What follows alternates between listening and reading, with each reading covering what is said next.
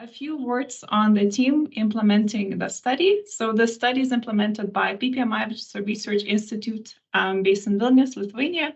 I am Barbora from PPMI. You'll be hearing a lot of me today. We also have other colleagues from the team who will be sharing also their presentations later. And the study is done with 5 digital innovation hubs based in the 5 countries of focus for the study.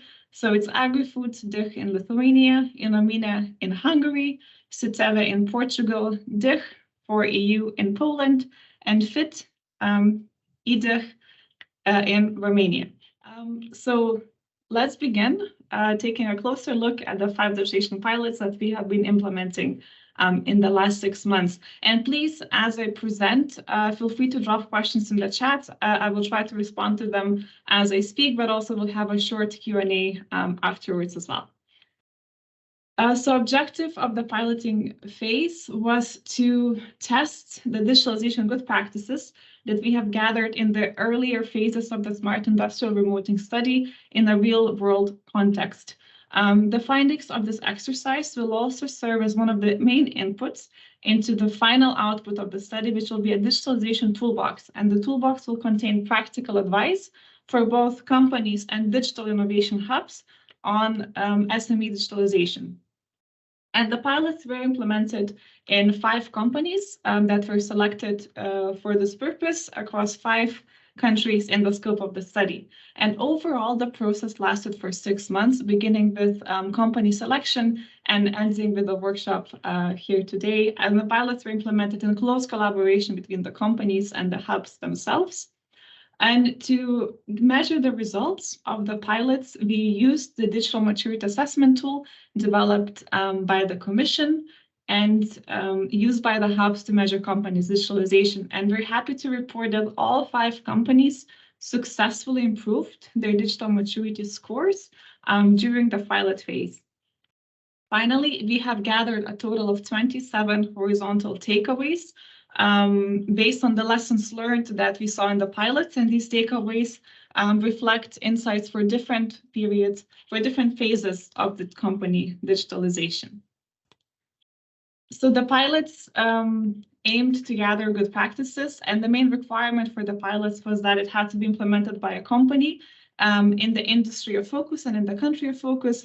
And one of the main selection criteria was the timeline of the pilot and companies' needs had to align.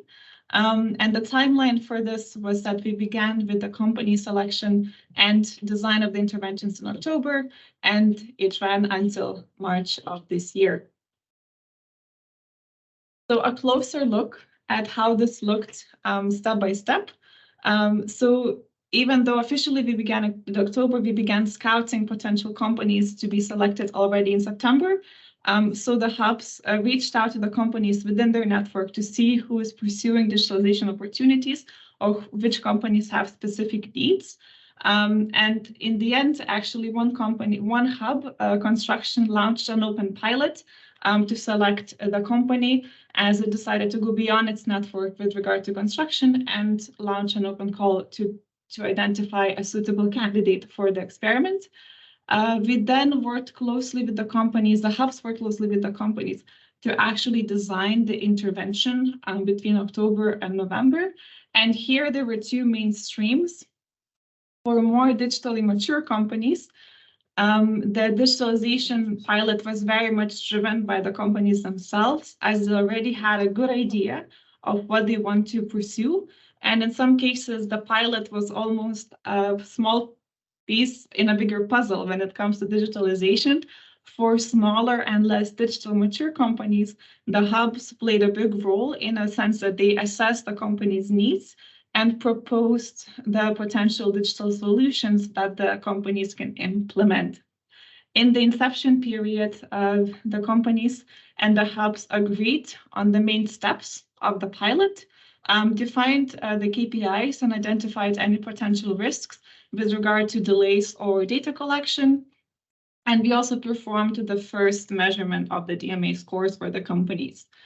We then gathered results in the interim phase, and in the pilot finalization, which was last month, we gathered the main results, lessons learned, and also performed another DME assessment for the companies to see what was the progress of the companies. And here we are today reporting on the results of the experiments, of the pilots. So the most interesting parts, a closer look at the 5 pilots that were selected. So beginning with Hungary and the automotive industry, we have Matra Gépgyártó Kft. It is a family-owned business employing around 250 people, and the company predominantly specializes in manufacturing products for the automotive industry. And the company was motivated to join the pilot and to pursue digitalization because it was experiencing issues with manually recorded data from its machines. The data was not sufficiently accurate and reliable, and furthermore, the data collection process was rather slow, so they could not use the data for any decision-making or forecasting and production planning. As a result, the pilot aimed to install 50 data collection terminals and integrate them with the enterprise resource planning system. Next, we have Surfoteka, the retail company, which you will hear from shortly, so I will keep it brief here. Surfoteka is a store specializing in the sales and maintenance of sports gear, and the company was motivated to pursue digitalization to integrate its sales channels.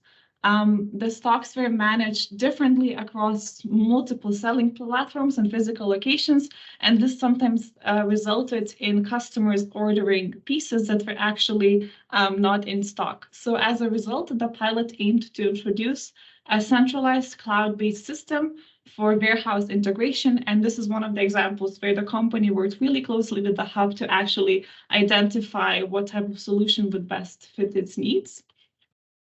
Moving on to textile, we have Unifardas, which is a company working in the professional clothing sector in Portugal. It specializes in the production of highly customized garments according to clients' needs. And as can be guessed, manufacturing ultra-personalized garments is a complex task that actually requires communication across all the production lines, ranging from providing quotes to selecting the raw materials for the final product and creating a technical sheet, a technical specification for the final product to be produced. And quality analysis performed by Unifardas revealed that nearly 75% of non-conformities in orders resulted from miscommunication between the different departments or between the company and its customers. So as a result, the company decided to implement a web-based solution for parametric data capture that would centralize all of the production data in one place to help with better definition of order requirements and also the final price calculation. And in Unifardas' case, the digitalization pilot was part of a bigger digitalization effort in the company, as the company does have a 10-year digitalization plan already.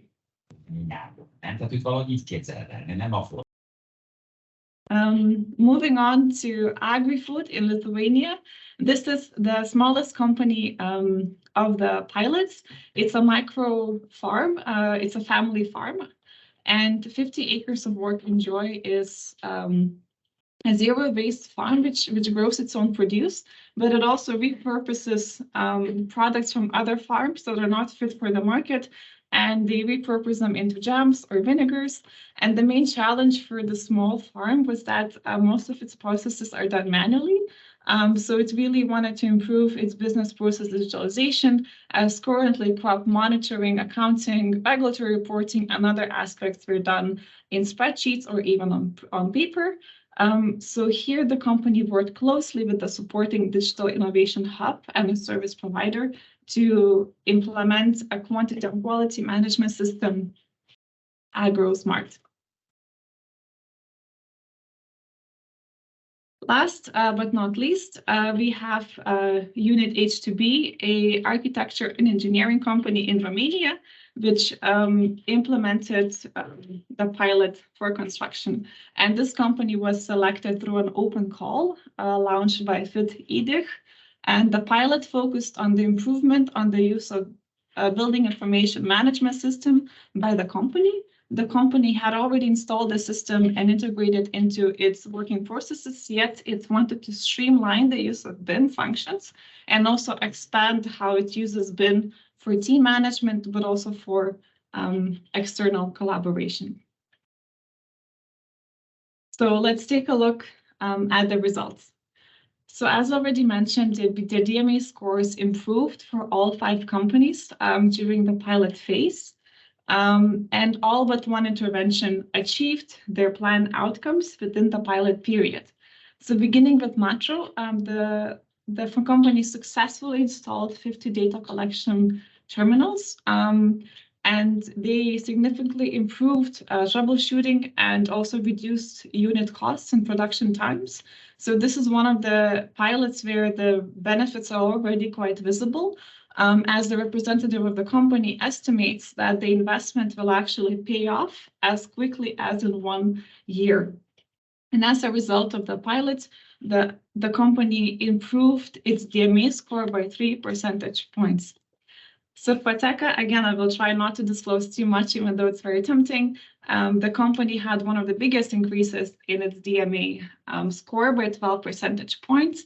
And in close collaboration with the hub, the company successfully integrated its databases into a single cloud-based e-commerce system, which already led to some visible benefits for the company.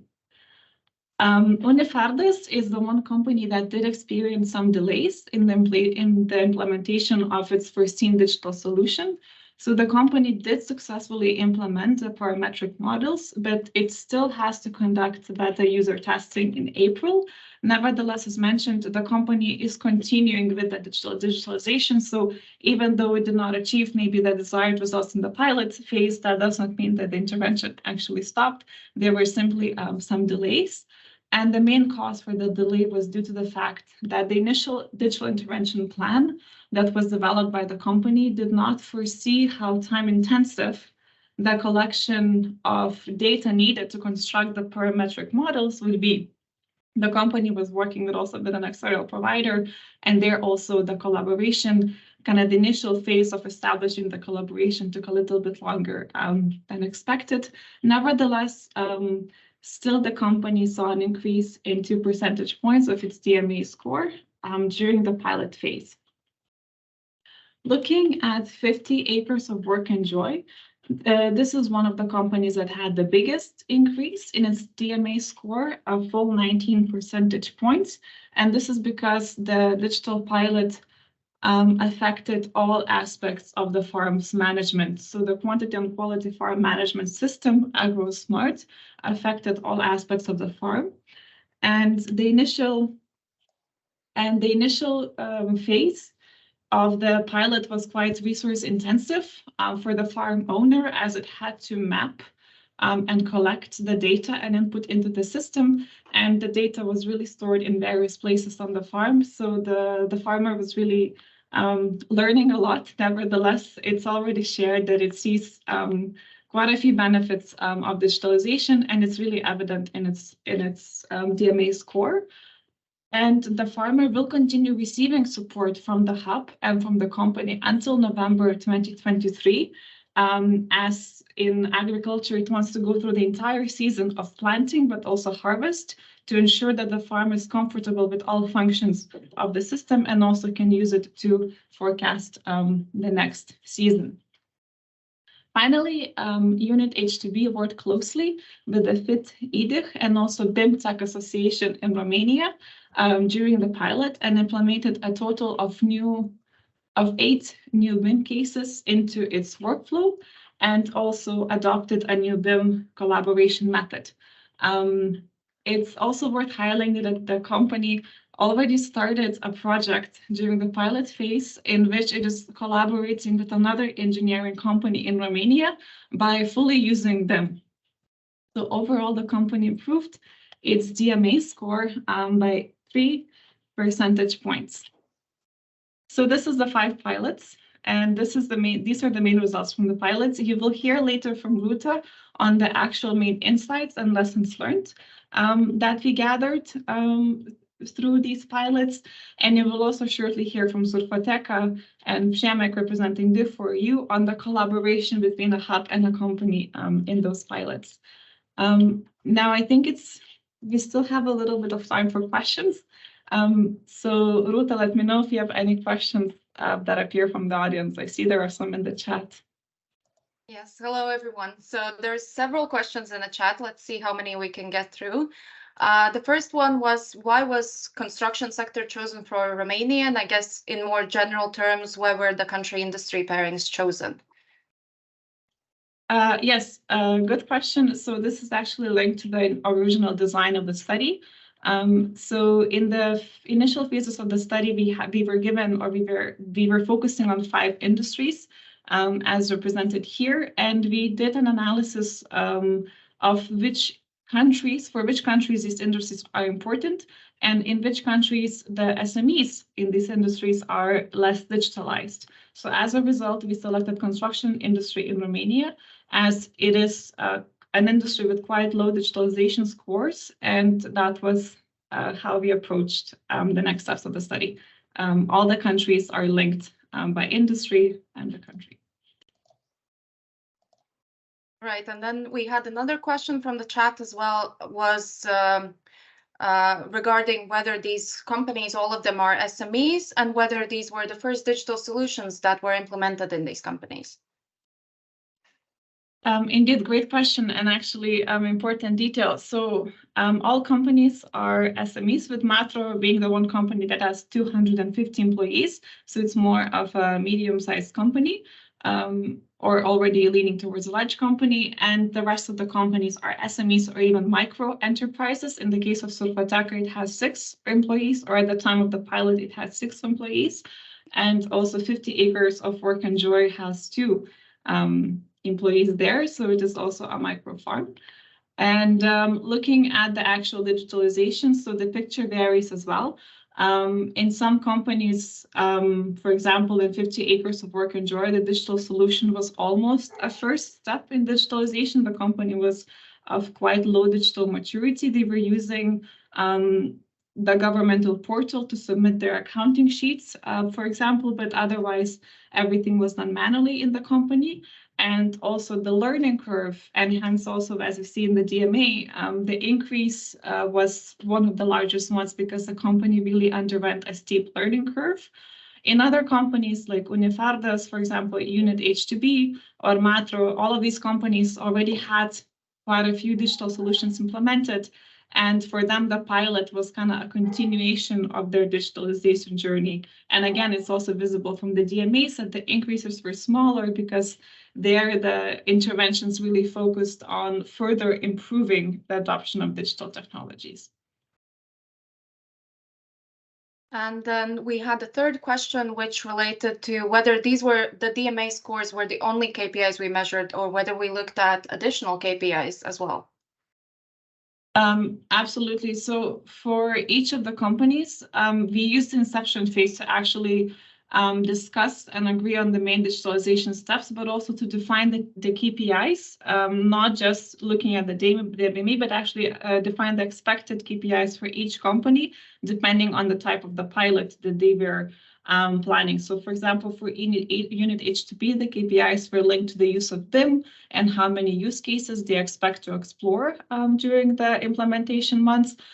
For Matro in Hungary, the KPIs were quite concrete, that their goal was to implement 50 data collection terminals and to map them. So the KPIs really varied across, and they were quite tailored to each company. Okay, and we just also got more comments, so I think we can address one more question. So the other question we have is whether the DMA score was evaluated immediately after the conclusion of the pilot, and could it potentially include other improvements that the companies have made apart from the pilot as well? Indeed, that's an excellent question. So we did assess the DMAs immediately after the conclusion of the pilot. And it's also worth noting that for some companies like Unifardas, but also Matro, and I think all of them, actually digitalization continues. So it would be even worthwhile perhaps assessing the DMA also at a later stage to see how the company is progressing with digitalization. And yes, it is for sure possible that DMA score, especially for these more digital mature companies, reflects not only the pilot's contributions, but also other initiatives taken by the companies in the months during which digitalization was taking place. So indeed.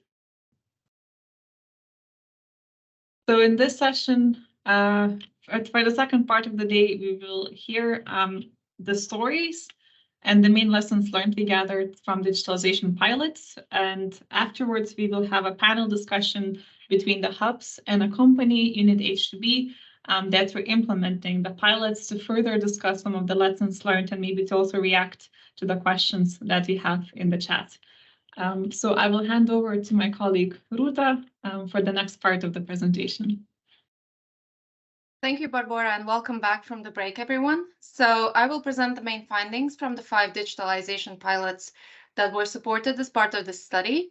But before we jump into that, if we can go to the next slide, just a quick reminder of the interventions that we analyzed as part of the study from 5 different industries and 5 different countries. We already presented this earlier, but of course, after the break, just to remind everyone, we had an automotive company from Hungary that installed data collection terminals. We had a retail company from Poland that you heard from earlier, a textile company from Portugal that implemented a parametric solution, a farm from Lithuania that adopted a farm management system, and a construction company from Romania that streamlined its use of BIM technology.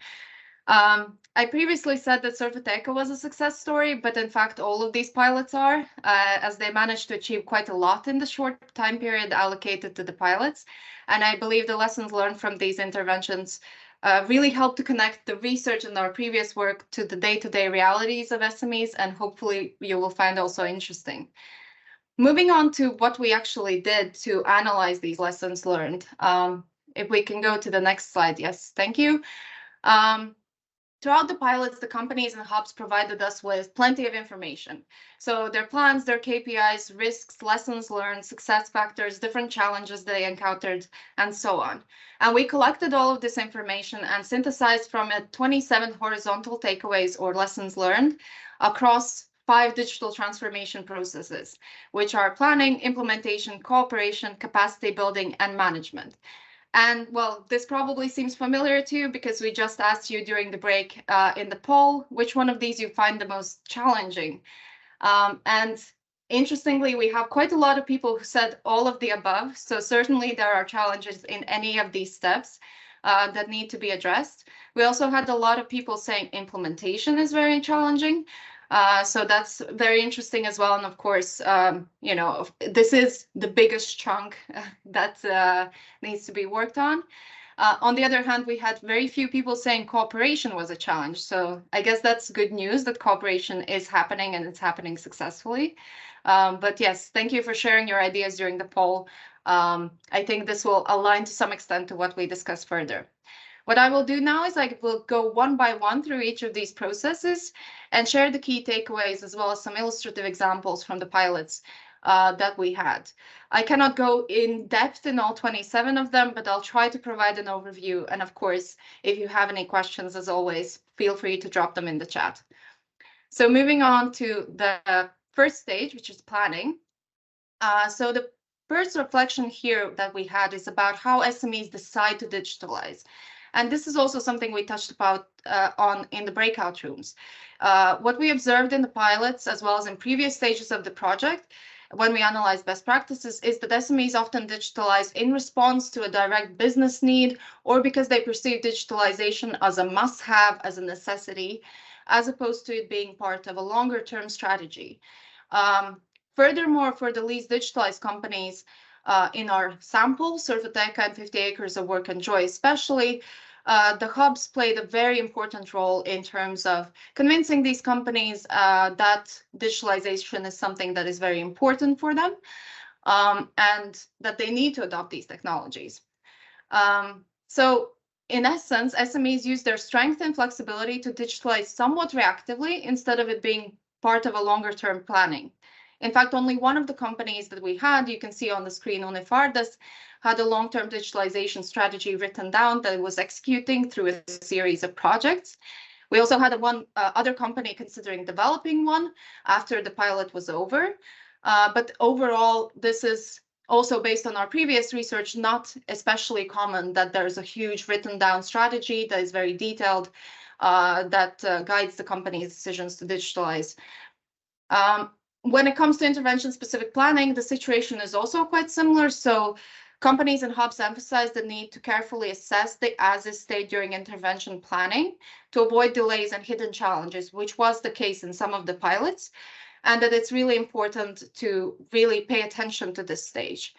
And most of the companies also did not calculate the costs and benefits of digitalizing in extensive calculations. They instead approached this more pragmatically. And chose a solution that fit their budget to address a specific need instead of doing detailed calculations.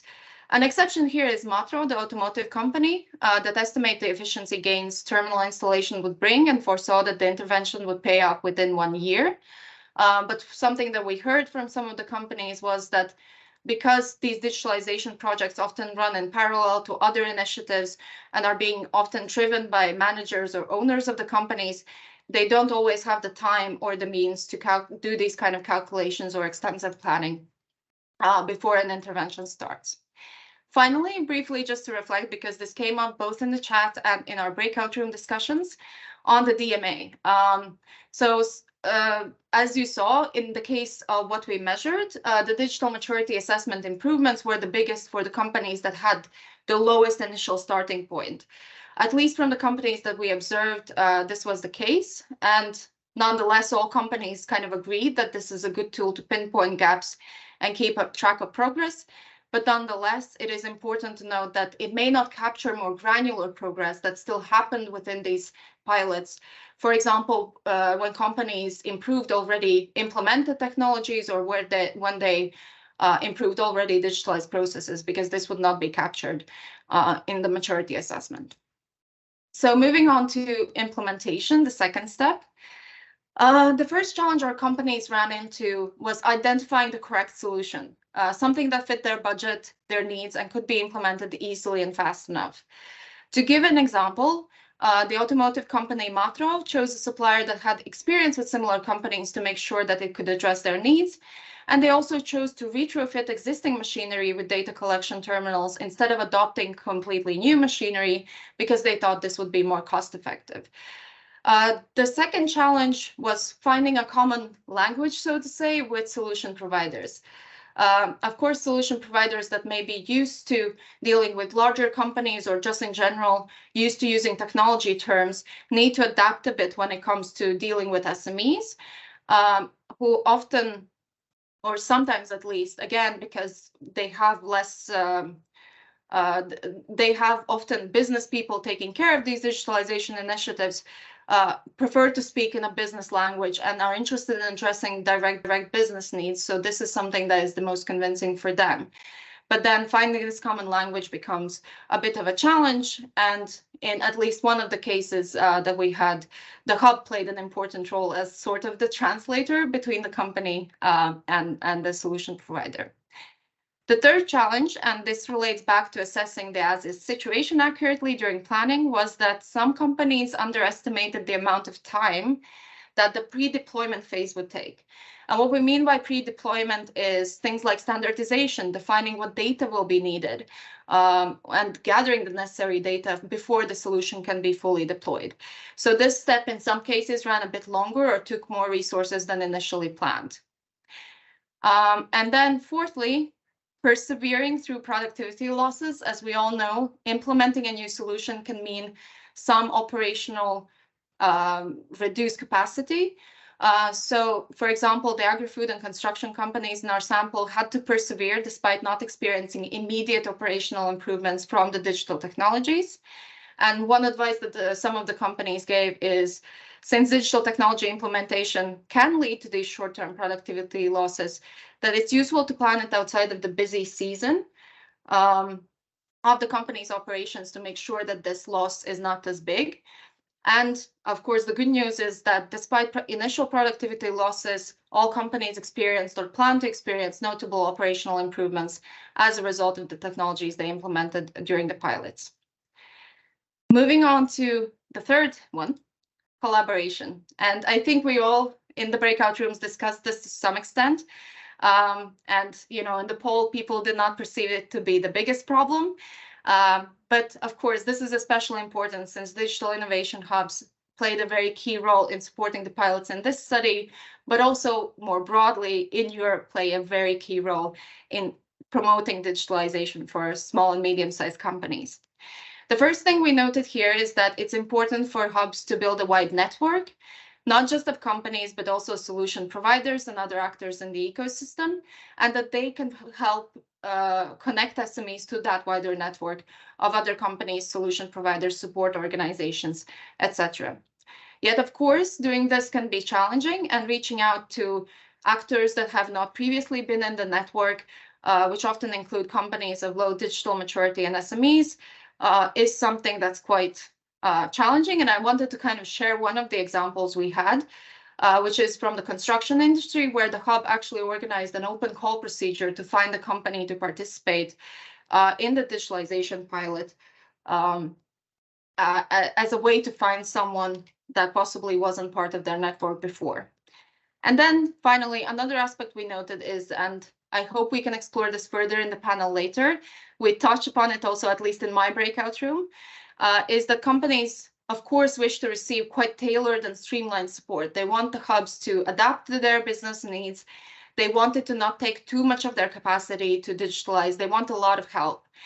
And this is a question for the hubs then, how to effectively provide this type of support that fits each company's needs with the resources that they have.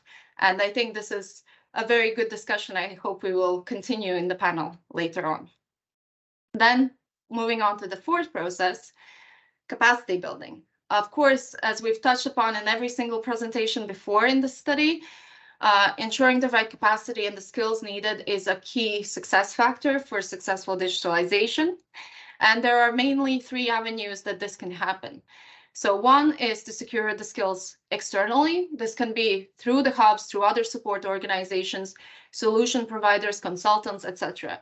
And in this case, something that's quite important is ensuring that the knowledge transfer from these outside actors to the company happens, and that once they leave, it does not become a vacuum where, you know, the company doesn't know what to do further, but that they have learned enough about the solution through the intervention.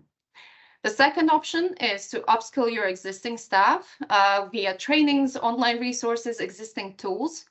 With this option, though, our companies and hubs noted that it is sometimes difficult to navigate the wide range of existing resources, and some kind of, you know, common databases of best practices or useful resources would be very valuable. But also similarly, again, the hubs can play a role here in trying to connect them to the resources that would make most sense for the companies to use. And then, of course, the final option is if you already have the skills to harness those. However, it is quite rare that SMEs can afford to have dedicated staff responsible for digitalization overall or a specific technology, as you can also see from the construction example on the screen. In fact, owners and managers, as I said before, often drive digitalization. So therefore, it's important to have hybrid skills, a mix of business and technology competencies in the company. And also, another aspect that was noted is that it's often the case that one person is responsible for a digitalization project or driving a digitalization project. And in this case, being able to transfer that information in case something changes or they become unavailable is again something important to think about. And then the final stage, management. So here it's very easy, I think, and we saw it from the poll as well, that it's to focus on the more technical and practical aspects of implementation. But as we saw from the pilots, the so-called soft side of interventions is also very important. And it's something that needs to be remembered. This is especially true given the fact that several external factors and internal factors and turbulence can influence digitalization projects. And there is some need for flexibility, rethinking the approach, adjusting, and as well iteration. As we saw in our pilots, external factors such as consumer demand, inflation, pandemic, all influence digitalization, sometimes driving companies towards it, but sometimes also making them deprioritize digitalization projects. Apart from that, we saw that, the usual suspects, project management skills, culture, and processes such as change management, risk management, and KPI monitoring were also important. So, for example, to give a good example of change management, you can see the case of Unifardes, which secured employee buy-in for digitalization through regular communication and by showing how the digitalization project will help to eliminate tedious tasks for the employees and allow them to focus on the value-adding ones. So this is a clear example of how to gather buy-in from your employees. The hubs involved in the study also noted the importance of these processes, in particular, by that meaning project management processes, in particular when something doesn't go well, because that can also always happen. But when the right risk management and monitoring aspects are in place, they allow companies to understand the root causes of any challenges or failures and adjust and learn accordingly instead of abandoning the digitalization effort. Finally, in all pilots, we saw that long-term sustainability and harnessing positive spillovers and digitalization momentum are the key here, because we don't want these digitalization efforts to end once a hub leaves or once, this study ends. So I think the case of 50 acres of work and joy, the farm from Lithuania, is a very good example here. It shows how by having a successful start to a digitalization journey can help a company go from having very few digital technologies implemented to actually becoming an advocate for digitalization for other companies in the industry. And in fact, we saw this across the pilot. The companies are quite inspired both to use the technologies implemented and to continue digitalizing further. So I think that's a very quick summary of all the many findings that we had. Moving on to a final thing before I go to the Q&A, the next steps in the study. So what can you expect us to produce as outputs? So there's few main things that we wanted to address here. There's two main publications that will be available a bit later on in the study. One is the final report describing the pilots themselves. And the second one is the final output of the entire study, which will be a digitalization toolbox that will contain practical advice on industry digitalization with a focus on 5 industries included in the study, but hopefully also advice that will be more broadly applicable. And this will include things like best practices, resources, and recommendations. So we invite you to keep up to date with the study, and I'm very happy to answer any questions you may have. Great. Thank you so much, Rūta. We actually do have a few questions in the chat. I think one of them we might discuss in the panel together with our panelists. But we have a question focusing on the implementation and collaboration with the service provider. In particular, are part of the findings relating to implementation concern the generic sales process, in the sense that salespeople aim to get most value out of the solution from the perspective of buyer, rather than actually aiming to tailor the solution and to make sure it's the best fitting. So maybe if you can comment here, if possible, would be great. Indeed, that's a very interesting question, and I think none of the companies were explicitly saying, oh, the salespeople were trying to get the most out of us. But one thing that was noted is that it's very important when you are buying a solution to make sure that there is some time allocated to the solution provider familiarizing themselves with your business processes so that they can accurately address the business needs.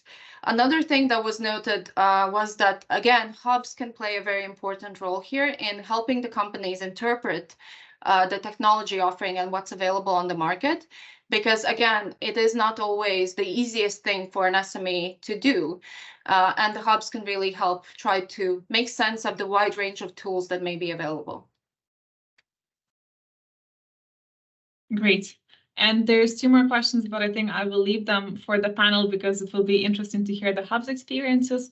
Finally, there's a question whether there's a database of model documents that the hubs can use to streamline our services. I think maybe I can also see, to my knowledge, I am not sure, but maybe perhaps somebody from the EDIC network or the Commission could reply on this question. But we hope that the toolbox that we'll be producing as part of the study will also share some common advice that can be adopted by the hubs and also by the companies in the future.